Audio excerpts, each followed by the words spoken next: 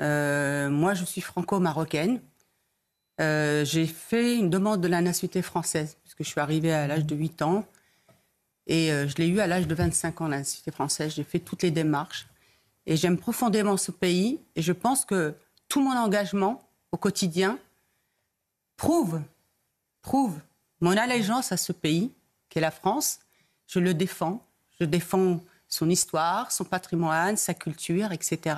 Regardez, même aujourd'hui, la guerre qu'il y a aux portes de chez nous, c'est plutôt au niveau de l'Occident, et non pas avec un pays, disons, musulman. Et je remercie, du coup, Madame Marine Le Pen.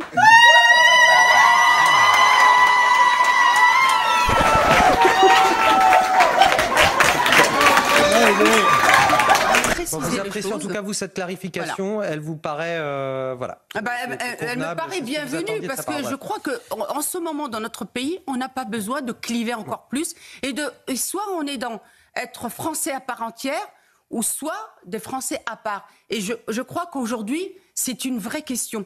Parce que je veux dire, c'est carrément le devenir ensemble qu'on met en jeu aussi. On continue ce débat dans un instant. Pas avoir le débat. Un instant, non, mais Céline, je dis pas qu'il faut le pas rappel de l'actualité de Somaya Labidi, s'il vous plaît. Je pense réellement que pour incarner, être l'image d'un pays, il faut faire un choix. Tourner son fusil, référence auquel on souscrit ou on ne souscrit pas. On a compris votre idée, et Naïma. Voilà, et je termine, si vous voulez bien. Il y a un principe de précaution, et d'ailleurs, il est pour tous les postes en général, même quand je vais vous dire, même quand vous voulez vous présenter normalement pour être député, vous êtes scanné aussi. Après, c'est peut-être à l'État de réagir, comme par exemple en ce qui concerne Madame Rima Hassan. Moi, je trouve que c'est violent parce que je crois qu'il n'y a jamais eu de problème de trahison, notamment avec les pays hors Europe. Je rappelle que toutes les guerres qui ont eu, la majorité des guerres ont eu lieu justement entre pays européens. Donc si vous dites, Céline, que ça ne pose pas de problème entre pays européens, vous imaginez toutes les guerres qu'il y a eu. Oui, mais qu'on puisse me suspecter d'une quelconque trahison me fait extrêmement mal, et fait extrêmement mal à d'autres personnes comme moi.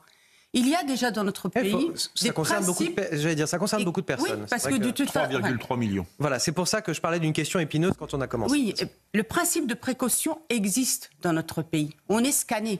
On est scanné quand on devient fonctionnaire. Preuve que ça ne marche pas. Rima Hassan, par exemple. Non, mais elle n'est pas... Rima Hassan, en quoi elle est... Elle vient d'être élue. Oui, elle est élue, mais on parle là elle n'est pas ministre, elle n'est pas ministre de l'Éducation. Enfin bref, je continue sur... Non, je continue, Céline. La vulgarité et l'agressivité ne sont pas des signes de civilisation. Oh, les bâtards. Joker fort, je me casse. Joker. C'est notre modèle civilisationnel de contrôle de soi. Parce que la transmission de la culture, de l'histoire, de nos ancêtres les Gaulois, c'est quand même l'école française qui doit transmettre à tous ses enfants. Et n'importe quel enfant sait bien que... Moi, je l'ai appris, mes ancêtres les Gaulois.